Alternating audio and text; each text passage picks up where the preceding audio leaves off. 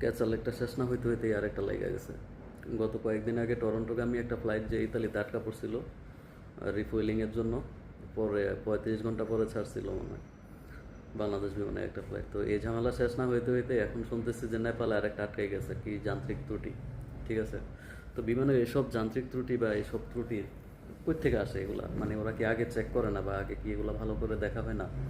এগুলোর দায়িত্বে কারা থাকে? এখন শুনতেছি 127 যাত্রী নিয়ে ওইটা আটকাইছে, আর বিকল্প আরেকটা বিমান পাঠাইতেছে ওদেরকে আনার জন্য। তো এই হচ্ছে অবস্থা। এখন এরকম যদি হয়, মানুষ তো বিমানে উঠতেই পরে মানে শঙ্কায় পড়ে যাবে যে আসলে মানে সব কিছুতেই ঝামেলা শুরু হয়েছে। ঠিক আছে, যেদিকে যাবেন ওইদিকে ঝামেলা। বাসে উঠলে বাস উল্টায় পড়ে যায়, আরেকটা ধাক্কা দিয়ে ফালাই দেয়। সিএনজিতে উঠলে সিএনজি উল্টায় পড়ে যায়, ছিনতাই এইটা ওইটা, মানে দুনিয়ার যত ঝামেলা শুধু এই দেশটাতে। ঠিক আছে, রন্ধ্রে রন্ধ্রে ঝামেলা ঢুকে পড়ছে। আর যান্ত্রিক ত্রুটি নাম দিছে এগুলা। ঠিক আছে, তো যান্ত্রিক ত্রুটি এই দেশের রন্ধ্রে রন্ধ্রে ঢুকে গেছে।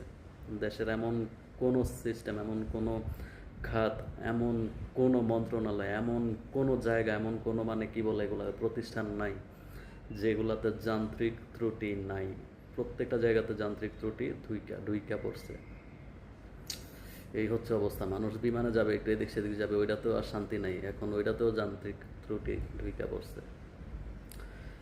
বুঝতেছি না রে ভাই, এগুলা কি রোগ, আর এগুলা সারাবে কারা, কেমনে সারাবে? শুধুমাত্র এই দেশটাতেই সকল প্রকার যান্ত্রিক ত্রুটি।